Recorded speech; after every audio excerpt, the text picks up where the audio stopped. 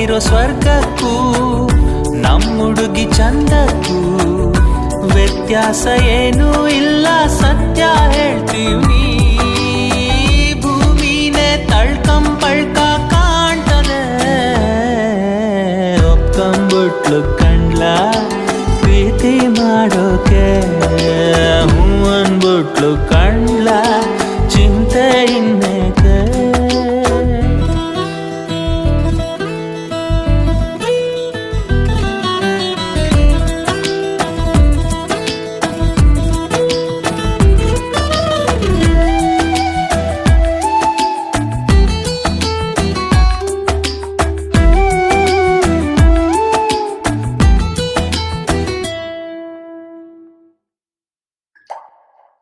ದೂರ ಆಗೋದ್ವಂತೆ